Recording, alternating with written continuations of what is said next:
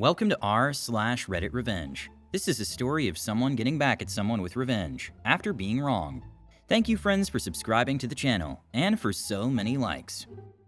The first story. Disrespected during job search. Succeeded in career. Blocked Joe from job twice. Karma strikes. The second story. Betrayed and heartbroken, she sought revenge by planting doubt, exposing her ex's karma and secrets. Today's first story is: disrespect me when I'm looking for work? You never know when it might come back to bite you. I work in a professional services industry in a city that's small enough that pretty much everyone knows everyone in our industry. I'm a consulting scientist with a particular specialty in the consulting field. I had spent several years working in another country before returning to my home city to settle down. While looking for work, I was basically door knocking on consultancies to hand over my CV and speak to someone about any potential opportunities with the organization. Ultimately, this worked, and I'm still working for the same company 20 years later. Most people were polite and helpful, even if they didn't have anything going. They'd take my details, share some tips on who might be hiring, and provide some advice where possible. But one guy was a total A. Let's call him Joe. Joe was the manager of a consulting firm that specialized in a particular type of scientific consulting. It didn't necessarily fit with my particular degree, but at that stage of my career, the degree didn't matter so much, as I'd shown I was adaptable and able to work across many different specialties. I asked the secretary if I could speak with Joe, and handed her my CV. Secretary went and got Joe while I was waiting in reception. Out comes Joe, grabs my CV, has a quick glance at the degree I've listed, looks at me and says, "What the F would I want a specific degree type for? Peeve off and stop wasting my time." By far the most disrespectful and demoralizing response I had from anyone during that time. Anyway, I soon landed a job, and as I said, I've been working my way up through the ranks ever since. Several years later, I was in my manager's office and happened to notice Joe's CV sitting on his desk. I was kinda mid-level by this stage. Respected member of the team, but not in any position of leadership. I asked boss what the CV was doing there, and he said he was thinking of bringing him on board. I straight up told boss that if Joe joined us, I was leaving. Told him Joe was a disrespectful A, and didn't fit the culture of our business. His CV went straight into the bin. Another several years later, and now I'm running the show.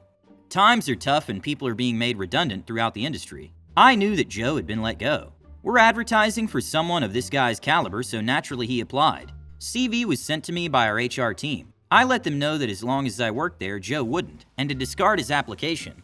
This story would probably be better if Joe knew what was happening and why, but it was hugely satisfying to be able to return the favor and deny him an opportunity twice. As a result of my experience all those years ago, I always make an effort to respond to people that reach out for work and offer some advice where possible. No matter how busy I am, it only takes a few minutes of my time. You never know when the tables might be turned. He's still unemployed. The next story is: revenge on my cheating fiance was bad, but the karma was brutal. This happened to me about 1999/2000, when I was 19 to 20 years old. I was single, after 5 years with my then boyfriend, and had finally mustered the courage to tell my junior high crush, let's call him DN, D-Nozzle, about the candle I'd been holding for him for the past 7 years, ever since the first time we met. I was still somewhat new to the Pacific Northwest after leaving my home of Alaska, and figured, well, he's in Alaska and I'm here and never moving back, so I might as well let the unspoken thing be spoken, get the answer I'm sure is coming, and move on with my life. I was pretty sure that once I laid down all the cards, he wouldn't have wanted to be friends with me anymore, or would have said something like, "I'm not into you that way." I was expecting at most an awkward conversation with him that may have explained my behaviors over the years I had known him. Much to my surprise, he reciprocated my expression of sincere love. DN and I had been friends for all that time, and though I never dropped hints to him about it, I did tell my closest friend at the time. He and I even kissed once during our first school year together, and even though I wanted to, I did never press the issue or pursue him further, giving him the chance to take the lead, which he didn't. His words to me were poetic and so full of promise, including him saying how I always had a thing for you and never knew how to approach you, and I was so afraid you would reject me and I'd be humiliated, and so on. The same kind of stuff I had told him. 7 years later, having not the slightest clue that he was going to react that way at all, it made me question my decision about never moving back. I mean, never? After the phone call professing love for each other, that word never seemed so extreme. If I relaxed that decision, maybe I could have the opportunity for the relationship I had wanted for so long. I had a really great perk with a family member who is a pilot, and was able to fly on a buddy pass/standby ticket pretty often.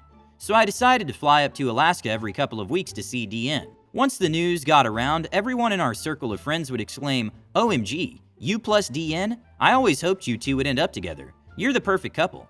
I thought it was super cheesy and romantic, but it actually felt validating and nice because that was what I had envisioned and hoped people would say about us. I was always very careful to avoid dating or even flirting with anyone I went to school with, for the sake of avoiding interpersonal drama and gossip at school, which would have disrupted so much more than my education. After several months of traveling to see him every couple of weeks, he asked me to marry him. I said yes, and then without hesitation, started planning to move back to AK to be together and start our life there in our hometown. I made my plans for the move, packing up all of my belongings and partial shipping everything I owned. Thankfully it wasn't much, because I was still so young and didn't own any furniture. Dean and I were going to live together at his place, where he had a roommate, let's call him Bicycle Man, BM, who I will never forget, and the reason why is coming up. In the scant number of days before my final flight back up to Anchorage, I started feeling kinda icky and gross, and after several days of that, followed my intuition and took a pregnancy test. I found out I was pregnant, and I was so overjoyed that I called him one evening to tell him about it. There was already a party going on at his place. I spoke with DN briefly and said, "I have some news I want to share with you." And he said, "But first I have to tell you about this really cool artist chick." And he told me about this girl who came to the party. Let's call her Thought. Yes, a terrible nickname used only because I'm too lazy to think of a better acronym, and it made me laugh when it first occurred to me. I was irked by the way he was talking about her, and realized this is not the time for a big reveal. I think I said to DN something like, "Don't do anything you'll regret." He asked me to call him later on, and tell him whatever the news was, so I said I would, and then I did. Hours later, whoever answered the phone said that DN was there, but couldn't come to the phone right now. I had this awful stomach-sinking feeling, because I already had an intuitive feeling about what was happening. DN never called me back that evening. I called him the next morning, no answer. I was heartbroken. That evening, I finally got to talk with him and reminded him I have news, but he interrupted me to say, "I have to tell you something," and my stomach-sinking feeling was now turning to nausea. He admitted that he cheated on me with Thought, all while the time I was trying to reach him the night before. I hung up the phone on him. He didn't call me back to ask what my news was. I called him back later on to verbally upbraid him, and all he could do was ask for forgiveness and tell me that it was a mistake, and that he still wanted me to come there. I told him there was no chance that I would marry him after that. That was not a mistake, buddy, that was a choice. I said I would be up there to get my things and then I'd be gone for good. It took every ounce of my emotional strength to verbalize my thoughts without screaming. I miscarried the pregnancy that week. Add that on to the absolute devastation that this person I had longed for after all these years didn't actually intend on a committed relationship after proposing to me, and then I had to deal with the immense pain of losing my first pregnancy. And then to top off that, I had to fly up to Anchorage weeks before Christmas to pick up all the stuff I had already parcel shipped there, wait for it to arrive, with nowhere else to go but DN's home. I had to face him and be around him, after having my heart thoroughly crushed. I knew also that all of our mutual friends and our families would either learn the truth or would be told lies, if DN tried to save face about his mistake. I didn't know DN to be that kind of person, but then I didn't know him to be a cheater either, so all bets were off when it came to an educated guess about what course of action he would take. So I got on the plane, flew up to North Alaska, and of course DN didn't remember he told me the day before that he'd pick me up at the airport. Or he didn't think it was worth it. Whatever it was the most awful feeling to be forgotten about, and left there stranded. Even more humiliating was when an elderly couple at the airport saw me waiting alone, picking up my lost girl vibe, and asked me if I was okay, and I lost my calm demeanor, broke down in tears at the airport. I finally got a cab and went out to his place, banged on the door outside and waited until I couldn't feel my fingertips anymore. And the racket finally woke up BM, who let me inside. DN was in his room passed out on his bed. I went to the living room couch and waited. I didn't know exactly how to confront him, so I didn't. He already knew how I felt based on our phone call following his confession. I acted like I no longer cared about it, because the last thing I wanted to be seen as was a crazy ex. There was no way I was going to let his behavior and choices besmirch my reputation, so I acted cool and dispassionate as if it were all just a matter-of-fact into a relationship. I kept to myself as much as possible. DN must have taken that as some sort of sign that we were just and only friends, as if we never had a relationship, as if he had never asked me to marry him, and he had the bright idea to invite Thought over to meet me. As it turned out, DN told Thought that I was just a friend, and he never told her about our relationship, engagement, me visiting frequently to see him, me moving there to be with him, etc. It was like I was just erased and discarded. Looking back, this is a very clear case of a narcissist relationship pattern of idealize/devalue/discard. Every moment between arriving there and leaving felt like it was just me crying and feeling so incredibly hurt that it broke my whole world. I had sacrificed my family, who had all moved to the Pacific Northwest by that point. I left my job so that I could move back to Alaska and be with DN. I was so into the idea of a relationship with him. I didn't even feel like I had sacrificed for the sake of our relationship.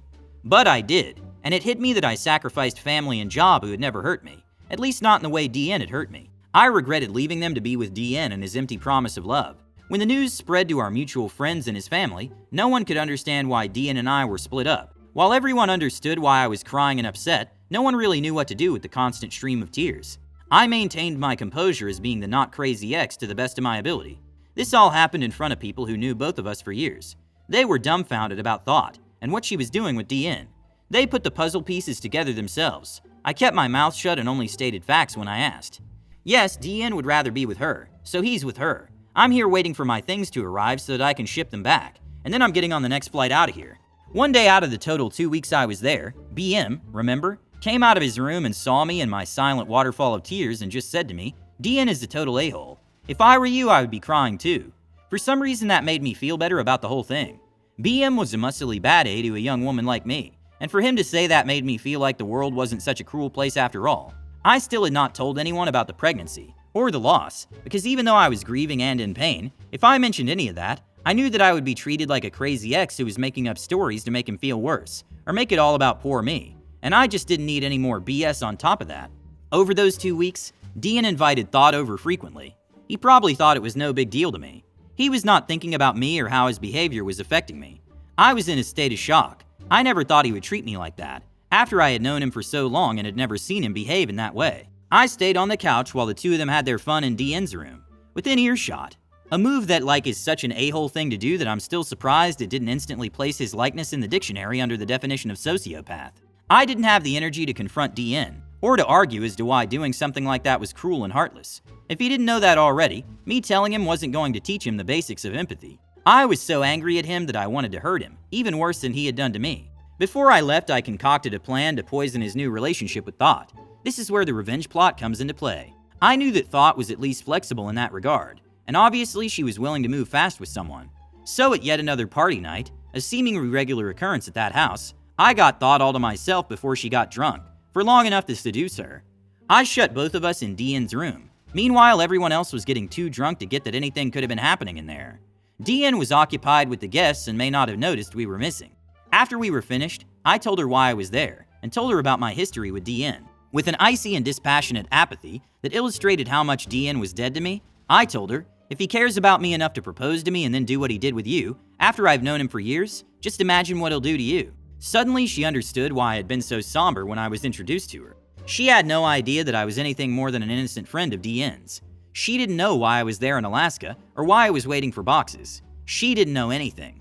She felt profoundly guilty and regretful, despite the fact that she didn't know any better. She had been deceived and I had been too gracious to lose my cool or cause a scene at a house party, or in front of anyone else, as would have been expected.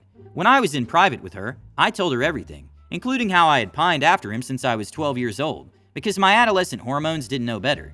DN walked in on us and must have assumed that nothing was wrong, only because nothing violent or terrible was happening in the moment. That was either hubris or drunkenness on his part. There was no confrontation again. The party went on and Thought left. The next day, DN asked me what I was doing with Thought. I said to him she was an easy piece of A, and I'm not surprised you were able to get busy with her the same day you met her. I just happened to do the same thing you did. ETA, I didn't see her that way. I said that to her because it was the most emasculating thing I could think of. The look on his face seemed to suggest that his D had shriveled up and inserted into his body. He looked more mortified than I've ever seen him. I still played my poker face. He didn't know what to say after that, so he said nothing and changed the subject. I made him feel just as small and insignificant as he had made me feel. Mission accomplished, or so I thought. There's more. I got my belongings finally, and shipped them all straight back to where they came from. I got myself on another flight out of there a day or so later. Didn't ever see Thought again. I didn't hear from DN again for the next 5 years.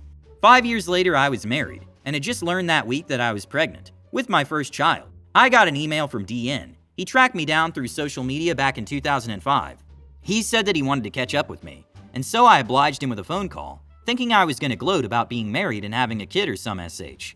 DN told me about all the karma that went down after I left. Said you didn't go crazy while you were here, but whatever you did planted a seed that grew into something that destroyed my life. He didn't say that word for word, but close to it. I think he used the word cancer in there somewhere. Perhaps my intentions invited my guardian angels, demons may be more likely, to intercede in the situation. Karma, in order of appearance. Thought cheated on him with his best friend, and then moved in with the dude only 2 weeks after I had left. Ouch. He got fired from his job on Christmas Eve. His boss was another mutual friend who heard about what he did to me. Decided he didn't want the guy working at his video store anymore. Ouch. His truck broke down in front of an electrical station, got impounded. He didn't have enough money to get it out, since he lost his job, so he lost his truck too. Ouch. That's pretty bad when you live in a place like Alaska in the middle of winter. His family caught wind of what went down with me and disowned him. Ouch. I thought that was pretty extreme. What did they hear? I never found out, but just chalked it up to karma. After Thought was gone, his remaining friends, unsurprisingly, threw another drinking party at his place. Except that this time they got D.N. wasted drunk, and then beat the crap out of him and threw him out of his own home into a snow berm, and locked him out. He took refuge with a neighbor, but later on he had to leave the state because he had been shunned by all his remaining friends, had no family or job or truck, etc., and was now single, without even a thought to lean on. When we spoke, he had been living in Texas and rethinking his life, and wanted to know how I was doing after our engagement friendship ended. And that was when I decided that the time was right to tell him about the baby we could have had. And then Distinguished Guests was when he started to cry, and I told him how much it sucked for me, to feel like I couldn't have told him about it before. For the reasons I mentioned above, he was sobbing on the other line, and couldn't stop apologizing. He said, "I had no idea you were pregnant." I felt momentarily indignant rage, and sublimated it with another poker face moment, in my matter-of-fact, emotionless response. I tried to tell you. At the time, it was more important for you to confess your horrible choice than listen to my news. You didn't have any idea that I was pregnant because you didn't care to know. You didn't even ask. More sobs on the other end of the line, and more apologies than I've ever heard in my life from anyone. I ended our call by saying it's really okay, I don't hate you. I wanted to say I pity you, but held my tongue. Things are better for me now. I'm married and we just found out that we're pregnant with our first child.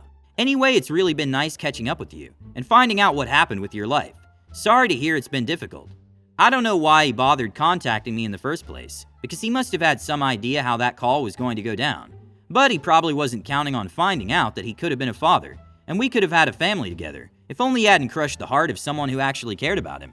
In hindsight, that relationship was nothing more than me confusing his charm, his words, and my infatuation and pining away for actual love. I spent so much time wondering and questioning what I had done to deserve him doing all of that to me. What I didn't realize was that he didn't do any of that because of me, or to punish me for any reason. He did all that because the only person he had been thinking about was himself. It took me many more years before I would learn how to identify narcissistic behavior, and now looking back I realized that I had narrowly escaped getting myself stuck in Alaska and romantically committed to a person who has little capacity for empathy, and doesn't feel remorse when he wrongs someone. I learned how to get revenge by maintaining my grace and composure, stating only the facts, keeping my emotions to myself and my demeanor together, just long enough to plant doubt in the heart of the new/other woman. Hit the like button and subscribe to the channel. See you in the next video.